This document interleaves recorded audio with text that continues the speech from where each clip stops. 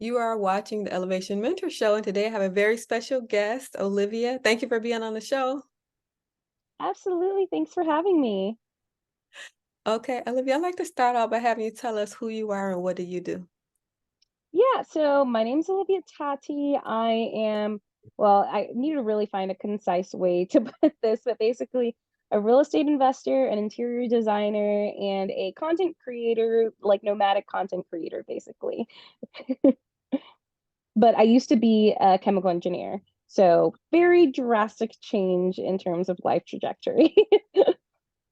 Okay, that's interesting.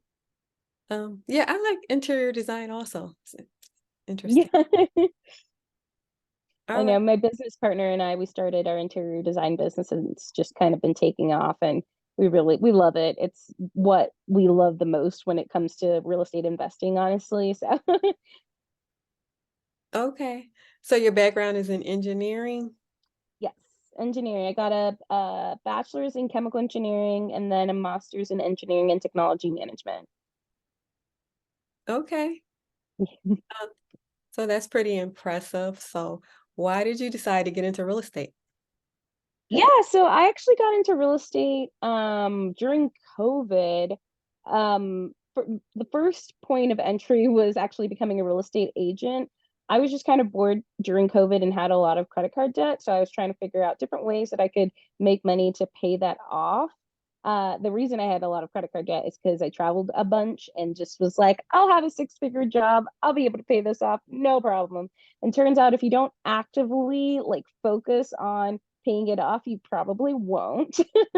And so I kind of made that my main priority for the second half of 2020. And I got my real estate license and was trying to find podcasts just to kind of get me excited about becoming an agent. But then instead, I stumbled across the Bigger Pockets podcast about real estate investing and knew instantly that it was something that I wanted to do long term and that was such a great wealth building tool. Which just was something I hadn't really thought about or considered or really understood before that point. So I just became a crazy person and listened to literally every podcast episode. And even from a real estate agent standpoint, it kind of gave me that intro and segue to become a real estate investor and kind of be a part of that community. Okay. So building wealth. Yes. Okay. And that's smart because it looks like you're getting into it early because um you graduated not, recently, right? Yeah, I graduated from my master's program in 2019. So it's now 2023, so 4 years. Okay. You're smart building wealth early. Oh, thank Oh, you. Yeah, and I mean, I figured better. I mean, I think that's the whole thing about wealth building in general. Like, and it can be through stocks, it can be through real estate, it can be through anything. It's the earlier you start, the better because of compounding interest, right? mhm. So, And then I like what you said about focusing on paying off debt. If you don't focus, then you won't do it. oh yeah, because it's so easy to not focus on it and be like, I'll just put a little bit to it every month, or I'll just pay the minimum. And that just isn't gonna be a needle mover. And I very much I like to see needle movers. It's the only real way that like keeps me motivated, right? And I know that you kind of have to grind at the beginning to make the needle move. So that's exactly what I did. Okay. Well, kudos to you. Congratulations. Oh, thank you. Um, so Olivia, about real estate, what kind of real estate do you do? Yes, so I have both short-term rentals and medium-term rentals. So I'm a long hold investor, kind of what I was saying, long-term wealth building. I very much am in this for the long run. So I don't really do like flipping or anything short-term, although I think it's a great like if you're looking for cash, it can be a very great way to build up cash in the short term. But for me, I'm more looking for those longer term holds because in many, many, many, many years, when I actually want to retire, right, those are essentially my retirement funds. Like each property is its own mini retirement funds, and there are so many other benefits that come with it through taxes, through um, debt pay down, through appreciation. Like real estate's just a really cool one because there are so many benefits that aren't just compounding interest over the long run. Right. Um, so Olivia, tell us about your first deal. Like, how did you get your first deal? And tell us a little bit about Yeah.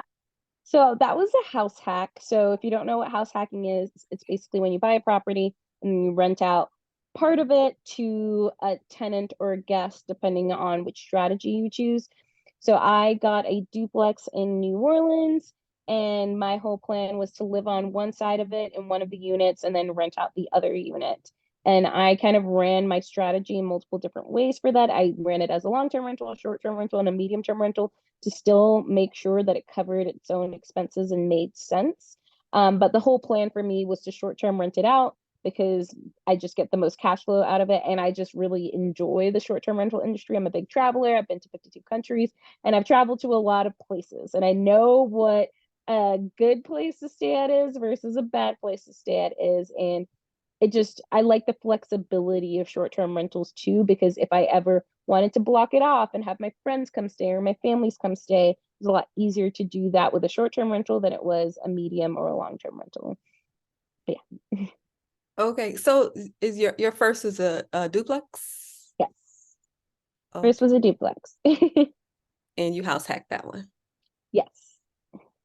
Okay. So your first one freed you, is that correct?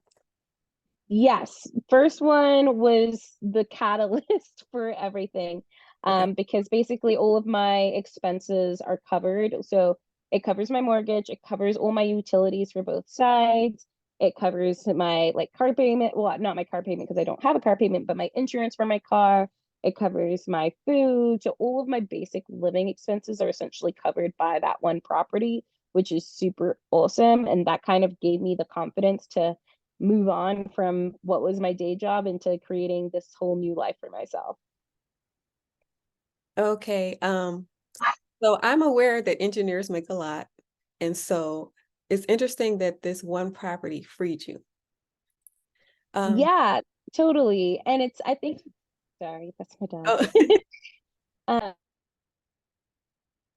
Um, yeah, so I think the big thing is for me, I wasn't necessarily trying to replace my entire income.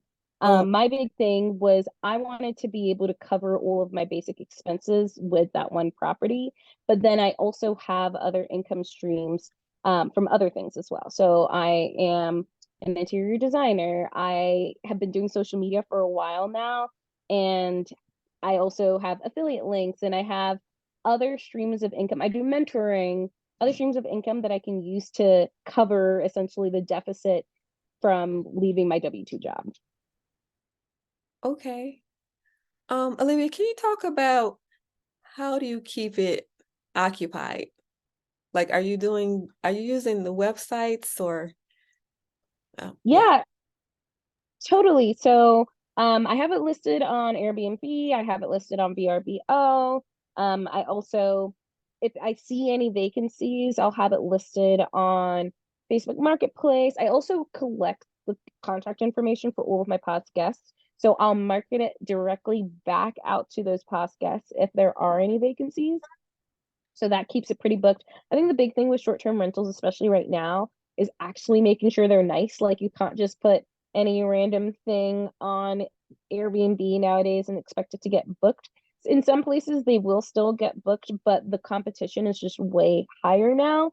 And I think that's kind of where, at least me personally and my business partner in our interior design business, we excel is we just have really good design. So people want to stay at our properties and they're going to pick ours over someone else's. Okay. All right. Olivia, what advice would you give to someone who is new who would like to quit their job? Totally. I mean, I think the biggest thing is to get clear on why you want to quit your job and what you actually want to do. I think everyone kind of has this in their head of, oh, I want to quit my job and live freely, right? But like, why? Right? Because you're probably still going to want to do something in life. Like, what do you actually want to do? and why do you want to do it, and what does that look like? And when you get clear on what that looks like, it's finding other people who are either there and doing what you're doing or are doing something similar to what you're doing that you can either follow along on their journey through their social media to keep you inspired and understand how they're getting to where they're doing, or if they have a mentorship program, like joining their mentorship program or whatever it may be. I think like that is the step that people don't realize is like once you quit your job, you're probably going to get bored. If you have nothing else to do, you are going to get bored and you're going to need something to do. So kind of getting clear on like, okay, when I quit my job, like, and you can still obviously take vacation, do whatever you got to do, but you're probably going to get to a point where you want to do something, be it create something, be it find another job, be it become an entrepreneur, be it become a full-time real estate investor, whatever that looks like. You're just, I, I find that people aren't going to actually take the leap if they aren't clear on what they actually want to do. Okay. All right. Olivia, so what is your favorite book? Yes, so I really love the book Everything is Figure Outable by Marie Forleo. So this isn't a real estate book. This is more of like a mindset book.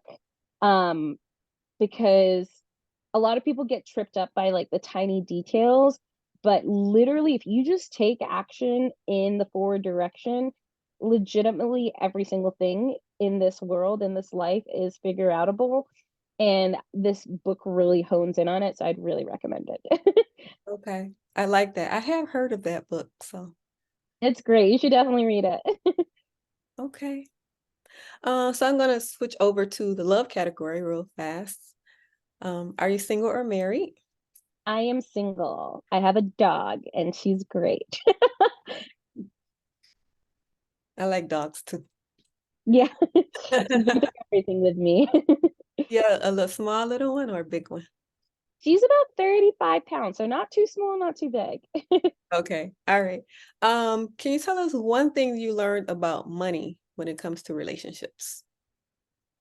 Yeah, I find that it's super important to like before even getting into a relationship, and this comes from especially being older, is to like have control over your own finances and always like kind of create something for yourself because that gives you autonomy over your own money and like your own sense of self-worth too, because I find that a lot of women will either stop working, which is totally fine. I eventually, when I have kids, I want to be peace out, my business run, I want my businesses to run themselves but still be generating income for me and for my family and everything. But I think that a lot of women kind of lose themselves within either like when they have kids or when they get into a relationship because they don't have that autonomy over their own finances and they're constantly dependent on someone else. So I think it's so important for you personally to also like have an understanding of where your money is going, like what's happening to it, where because you're going to be a lot more confident in that relationship if you have autonomy over your own finances as well. Right. To be self-sufficient. Yeah, exactly. And it gives you like power and control over yourself. Like you don't feel as like, let's say you're in a relationship that isn't going very well and you want to leave. A lot of people won't leave because they don't have that financial stability for themselves and they Right. feel trapped in that situation. So Right. that's just, yeah, something I always recommend. So you're with someone because you need help. Exactly. You got that early.